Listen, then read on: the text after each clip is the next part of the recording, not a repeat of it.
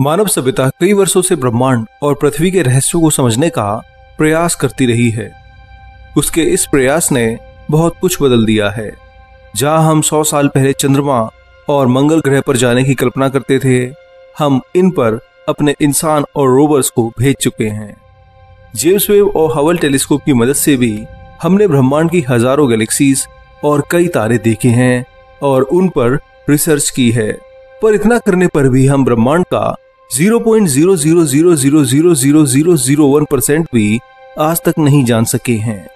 यहाँ दिखाई दे रहे ऑब्जेक्ट्स को तो हम शक्तिशाली टेलीस्कोप के जरिए ऑब्जर्व कर सकते हैं, पर ब्रह्मांड में कई ऐसी चीजें हैं जो दिखाई भी नहीं देती हैं, पर इतनी ताकतवर हैं कि पूरे ब्रह्मांड को बदल कर रख सकती हैं। हम इन्हें देख नहीं सकते हैं और ना ही महसूस कर सकते हैं। बस किसी खास कंडीशन पर ही हमें इनका पता चलता है। ये कंडीशन भी इतनी खतरनाक होती है कि आप कल्पना भी नहीं कर सकते हो। यहाँ ऐसी ऐसी ना दिखाई देने वाली चीजें हैं जो किसी भी चीज से टकराएं तो उसे तुरंत ही खत्म कर देती हैं। इन्हें आज तक हम डायरेक्टली कभी ऑब्जर्व नहीं कर पाए हैं। अगर कर लें तो जो साइंस आप पढ़ते हैं वो पूरी तरह ही बदल जाए। तो आखिर ये क्या हैं? क्या इन्हें किसी भी तरह देखा जा सकता है? क्या मानव जाति कभी इनके बारे में पूरी तरह जान पाएगी? और अगर जान गई तो क्या होगा? क्या पूरी साइंस बदल जाएगी या फिर हम यूनिवर्स को पूरी तरह समझ जाएंगे? तो चलिए तैयार हो जाइए मेरे साथ एक और रहस्यमय वीडियो के लिए, जिसमें आप पहली बार ब्रह्मांड के उन पदार्थों यानी चीजों के बारे में जानोगे जो आज तक मानव जाति को परेशान कर रही हैं और होते हुए भी किसी भी तरह दिखाई नहीं पड़ती हैं। तो चलिए अपनी ये यात्रा शुरू करते हैं। आज से 8 साल पहले वैज्ञानिकों ने पहली बार इंटरनेशनल स्पेस स्टेशन में लगे अपने अल्फा मैग्नेटिक स्पेक्ट्रोमीटर से विचित्र पार्टिकल्स डिटेक्ट किए थे। ये पार्टिकल एकदम इलेक्ट्रॉन, प्रोटॉन और न्यूट्रॉन की तरह ही थे, बस इनका चार्ज एकदम अलग था। इस कारण इन्हें एंटी इलेक्ट्रॉन यानी पॉजिट्रॉन, एंटी प्रोटॉन और एंटी न्यूट्रॉन कहा जाने लगा। हमारे ब्रह्मांड में हर पार्टिकल यानी हर कण का एक विपरीत और कहीं तो अपोजिट पार्टिकल होता है, जिनका मास और स्पिन तो एक जैसा ही होता है पर चार्ज एकदम उल्टा। इन्हें एंटी पार्टिकल कहा जाता है और इन पार्टिकल से मिलकर के जो मैटर यानी पदार्थ बनता है उसे एंटी मैटर कहा जाता है।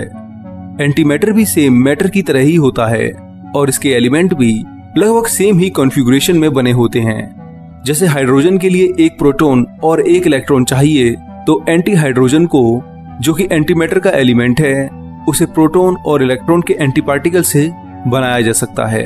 यानी एक एंटी प्रोटॉन और एक एंटी इलेक्ट्रॉन से एंटी हाइड्रोजन बन जाएगा। अगर आप हाइड्रोजन एटम को देखें तो इसके न्यूक्लियाई में केवल एक ही प्रोटॉन है और एक इलेक्ट्रॉन इसके न्यूक्लियाई की परिक्रमा करता है। एक प्रोटॉन होने के कारण इसे हाइड्रोजन बंध भी बोलते हैं। वहीं अगर इसी हाइड्रोजन एटम के न्यूक्लियाई में एक प्रोटॉन के साथ साथ एक न्यूट्रॉन और जुड़ जाए तो यह हाइड्रोजन 2 बन जाएगा। और अगर इसकी जगह एंटी पार्टिकल्स हों जैसे कि एंटी प्रोटॉन और एंटी न्यूट्रॉन, तो यही एलिमेंट एंटी हाइड्रोजन 2 बन जाएगा। ऐसे ही 10 एंटी हीलियम न्यूक्लियाई 8 साल पहले स्पेस स्टेशन में लगे एक पार्टिकल डिटेक्टर ने डिटेक्ट किए थे। इन 10 एंटी हीलियम न्यूक्लियाई में हीलियम 3 और हीलियम 4 के पेयर देखे गए हैं। यानी कुछ न्यूक्लियाई में 2 एंटी प्रोटॉन और एक एंटी न्यूट्रॉन है तो एंटी हीलियम 3 है, और अगर किसी न्यूक्लियाई में 2 एंटी न्यूट्रॉन और 2 एंटी प्रोटॉन हैं तो वह एंटी हीलियम 4 है। एंटी हीलियम 4 सबसे स्टेबल है, जिसे हम एंटी हीलियम भी कह सकते हैं, यानी हीलियम का एंटी मैटर काउंटर पार्ट। यह पहली बार था कि हमें ब्रह्मांड में एंटी मैटर मिले हों। पर क्या आपने सोचा है कि आखिर वैज्ञानिकों को पता कैसे चला कि ये एंटी मैटर न्यूक्लियाई हैं? ये साधारण मैटर यानी प्रोटॉन और न्यूट्रॉन भी तो हो सकते हैं, या फिर कोई ऐसा पार्टिकल जो कि आज तक हमारी फिजिक्स भी ना पकड़ सकी हो। तो आखिर किस इंस्ट्रूमेंट के दम पर नासा इसे एंटी मैटर कह रहा है और कैसे इसे डिटेक्ट किया जाता है? आइए इसे भी जल्दी से जान लेते हैं, जो कि बहुत इंटरेस्टिंग होने वाला है।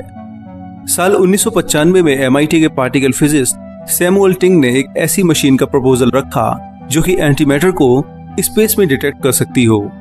पहले इसका नाम एंटी मैटर स्पेक्ट्रोमीटर रखा गया था, बाद में इसका नाम अल्फा मैग्नेटिक स्पेक्ट्रोमीटर रखा गया। यह मशीन इतनी अधिक सेंसिटिव थी कि 1 अरब पार्टिकल्स में भी एंटी पार्टिकल्स को डिटेक्ट कर सकती थी। सबसे पहले AMS-01 प्रोटोटाइप बनाया गया जो कि स्पेस में कॉस्मिक किरणों में 10 लाख मैटर के पार्टिकल्स में 1 एंटीमैटर तक को डिटेक्ट कर सकता था। इसे 1998 में स्पेस में लॉन्च कर दिया गया, जहां इसने ये कंफर्म कर दिया कि स्पेस में भी अलग अलग पार्टिकल्स को डिटेक्ट किया जा सकता है। इस प्रोटोटाइप के बाद AMS-02 पर काम शुरू कर दिया गया।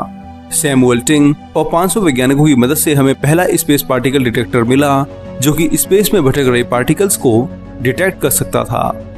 नासा ने इसे मई 2011 में ही स्पेस में लॉन्च कर दिया था और तब से लेकर अब तक यही स्पेस में एंटीमैटर और डार्क मैटर पर स्टडी कर रहा है। सुपरनोवा धमाकों और कॉस्मिक रेस से बहुत से पार्टिकल्स रिलीज होते हैं, जिनमें साधारण मैटर यानी जिससे हम बने हैं, एंटीमैटर, डार्क मैटर और स्ट्रेंज मैटर सभी डिटेक्ट करने की क्षमता इसमें है। पर 16,000 करोड़ रुपए में बना ये डिटेक्टर आखिर काम कैसे करता है, आइए जल्दी से जान लेते हैं। अगर आप इंस्ट्रूमेंट की डिजाइन देखें तो इसमें ताकतवर मैग्नेटिक और डिटेक्टर्स की कई लेयर्स लगी हुई हैं। ये सभी मिलकर ही पार्टिकल्स को एनालाइज करती हैं। AMS का सबसे इम्पोर्टेंट पार्ट उसकी पावरफुल मैग्नेट हैं। जब भी कोई चार्ज पार्टिकल इन मैग्नेट के अंदर से पास होता है तो ये ताकतवर मैग्नेटिक उसके रास्ते को बेंड यानी मोड़ देती हैं। इस बेंड से ही हमें पार्टिकल के चार्ज और उसके मोमेंटम का पता चलता है। इसके बाद आते हैं तरह तरह के डिटेक्टर्स, जो कि पार्टिकल की स्पीड से लेकर के उनके पाथ और उनके अंतर को बताते हैं। जैसे कि सिलिकॉन ट्रैकर, जो कि पार्टिकल के पाथ को एकदम सही तरीके से नापता है। उसके बाद आते हैं टाइम ऑफ फ्लाइट डिटेक्टर्स, जो कि पार्टिकल की स्पीड को नापते हैं। फिर आते हैं ट्रांजिशन रेडिएशन डिटेक्टर, जो कि इलेक्ट्रॉन और हैवी पार्टिकल्स जैसे प्रोटॉन और न्यूट्रॉन को पहचानते हैं। उसके बाद आता है RICH डिटेक्टर, जो कि पार्टिकल की पहचान उसकी लाइट से करता है कि ये पार्टिकल कौन सा पार्टिकल है। फिर इसमें लगा है इलेक्ट्रोमैग्नेटिक कैलियोमीटर, जो कि इलेक्ट्रॉन और फोटोन की एनर्जी को नापते हैं। और फिर लास्ट में है एंटी कोइंसिडेंस काउंटर, जो कि उन पार्टिकल को रिजेक्ट कर देता है जो साइड से मैग्नेट के अंदर आने की कोशिश करते हैं। इन मैग्नेट और डिटेक्टर की मदद से ही ये अल्फा मैग्नेटिक स्पेक्ट्रोमीटर कई तरह के पार्टिकल्स को पहचान पाता है। पार्टिकल के टाइप, उसके चार्ज, उसके मोमेंटम और उसकी एनर्जी का एक डेटा बनता है। फिर इस डेटा में अगर कोई अजीब सी चीज निकल कर आती है या फिर किसी अनएक्सपेक्टेड पार्टिकल के सिग्नेचर मिलते हैं, तो वैज्ञानिकों को लगता है कि एंटीमैटर या फिर डार्क मैटर के पार्टिकल्स हैं, जो कि साधारण पार्टिकल से बेहद ही विचित्र हैं। हम इसके जरिए ये तो पता कर लेते हैं कि कितने पार्टिकल हमें बेहद विचित्र मिले हैं, पर उन्हें कंफर्म करने के लिए अभी भी हमें बहुत कुछ करना होगा, क्योंकि इसी कारण से आज से 8 साल पहले डिटेक्ट हुए 10 विचित्र पार्टिकल, जो कि एंटी हीलियम ही लग रहे हैं, फिलहाल अभी पूरी तरह कंफर्म नहीं है। पर अगर ये कंफर्म हो गए तो पूरी साइंस ही बदल जाएगी। पार्टिकल्स का स्टैंडर्ड मॉडल भी हमें पूरी तरह बदलना पड़ेगा और अपनी दुनिया से अलग ही मैटर की बात हमें करनी पड़ेगी।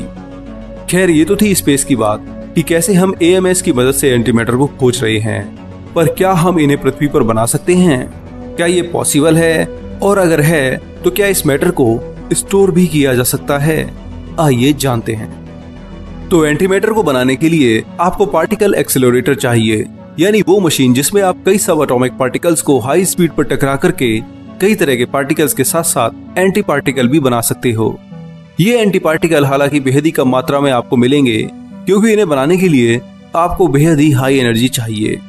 सर्न में लगा लार्ज हेड्रोन कोलाइडर इसी तरह का पार्टिकल एक्सेलरेटर है, जिसमें लाइट स्पीड के करीब पार्टिकल्स की टक्कर होती है और फिर देखा जाता है कि कौन कौन से विचित्र पार्टिकल बन रहे हैं। नासा की एक रिपोर्ट की माने तो 1 ग्राम एंटीमैटर बनाने के लिए हमें $62.5 ट्रिलियन चाहिए, जो कि भारत की आज की GDP से भी 15 गुना ज्यादा है। और अगर इसे हमने बना भी लिया तो इसे स्टोर करना हमारे लिए सबसे बड़ी चुनौती होगी। एंटीमैटर जैसे ही मैटर के कांटेक्ट में आता है तो तुरंत ही ये एक दूसरे को खत्म कर देते हैं। इसे एनिहिलेशन कहा जाता है। इस टक्कर में बहुत एनर्जी रिलीज होती है। अगर 1 ग्राम एंटीमैटर हमने बना लिया और वह किसी भी तरह से मैटर के कांटेक्ट में आ गया तो इस चक्कर से इतनी एनर्जी रिलीज होगी जिसकी आप कल्पना भी नहीं कर सकते हो। हिरोशिमा पर गिराए गए एटम बम से 3000 गुना एनर्जी आपको केवल 1 ग्राम एंटीमैटर से ही मिल सकती है। तो सोचिए, अगर ये कुछ किलोग्राम मिल जाए तो क्या होगा। फिलहाल तो हमें केवल कुछ एंटी पार्टिकल्स ही मिले हैं जिसे AMS ने स्पेस में डिटेक्ट किया है। नासा मानता है कि ये पार्टिकल डार्क मैटर से बने विशालकाय ऑब्जेक्ट से रिलीज हुए हैं। इन ऑब्जेक्ट्स को कॉस्मिक फायरवॉल कहा जाता है। असल में ये अंतरिक्ष में बने हुए वो रीजन होते हैं जहां भारी मात्रा में डार्क मैटर इकट्ठा हो गया हो और वो रीजन इतना एनर्जेटिक हो कि लाइट स्पीड से लगातार एंटी पार्टिकल्स और डार्क मैटर रिलीज कर रहा हो। यहाँ से रिलीज हुए एंटी पार्टिकल्स सीधे लगातार स्पेस में भटकते हुए पृथ्वी के पास आते हैं, जिन्हें इंटरनेशनल स्पेस स्टेशन में लगा AMS-02 डिटेक्ट करता है। एंटी मैटर को हम फिर भी समझ सकते हैं, पर डार्क मैटर आज भी हमारे लिए रहस्यमय है। पूरा ब्रह्मांड जो आपको दिखाई देता है उसमें केवल 5% ही ऑर्डिनरी मैटर यानी वो मैटर है जो हमें दिखाई देता है और जिसे हम और हमारा ग्रह और तारा बना है। 27% डार्क मैटर है और 68% करीब डार्क एनर्जी इस यूनिवर्स में है। अगर पूरे ब्रह्मांड में मैटर की बात करें तो 86% मैटर डार्क मैटर है और वहीं केवल कुछ 14% मैटर ही ऑर्डिनरी मैटर यानी साधारण मैटर है। यानी यूनिवर्स के हर 1 ग्राम मैटर में 6 ग्राम मैटर डार्क मैटर है, पर यह लाइट से कभी इंटरेक्ट नहीं होता है, इसलिए आज तक देखा नहीं गया है। केवल ग्रेविटी के कारण ही इसकी प्रेजेंस का पता लग सका है। हालांकि हम एंटी मैटर के बारे में जानते हैं कि ये किस पार्टिकल से बना है, पर डार्क मैटर किससे बना है आज तक कोई नहीं जान सका है। किसी भी डिटेक्टर से भी इनके पार्टिकल डिटेक्ट नहीं होते हैं। पूरी साइंस में ये सबसे रहस्यमय चीज है, जिसके होते हुए भी हम इसके बारे में कुछ भी नहीं जानते हैं। हालांकि वैज्ञानिक मानते हैं कि डार्क मैटर शायद उन पार्टिकल से बना हो जो सबसे पहले ब्रह्मांड में बने थे, पर यह केवल थ्योरी ही है। अभी तक किसी भी तरह का कोई भी एविडेंस हमें नहीं मिला है। पर एंटी मैटर और डार्क मैटर ही यूनिवर्स में सबसे रहस्यमयी हैं, तो ऐसा भी नहीं है। स्ट्रेंज मैटर और एक्सोटिक मैटर भी वैज्ञानिकों को परेशान करते हैं। हालांकि ये सब क्या है और किस तरह काम करते हैं, इन पर मैं पहले ही वीडियो बना चुका हूँ, जिसका लिंक मैं आपको डिस्क्रिप्शन में दे दूंगा। आप वहां जाकर इनके बारे में भी जान सकते हैं। फिलहाल दोस्तों इस वीडियो में इतना ही। यह हमने एंटी हीलियम न्यूक्लियाई और अल्फा पार्टिकल स्पेक्ट्रोमीटर की बात की है कि कैसे स्पेस में ये एंटी पार्टिकल्स को डिटेक्ट करता है और किस तरह 8 साल पहले खोजे गए 10 एंटी हीलियम न्यूक्लियाई पूरी फिजिक्स को बदल सकते हैं। अगर ये कंफर्म हो जाए कि एंटी मैटर पार्टिकल्स ही हैं, तो साइंस में एक नया चैप्टर और जुड़ जाएगा और कई नई थ्योरी भी जन्म लेंगी। पर यह सब कैसे होगा, ये हमें भविष्य पर छोड़ देना चाहिए। दोस्तों अगर आपको वीडियो और मेरी मेहनत अच्छी लगी है तो वीडियो पर खुलकर कमेंट कीजिए और इसे शेयर भी कीजिए। इसके साथ साथ साइंस की अधिक जानकारी के लिए और करीब से समझने के लिए हमारी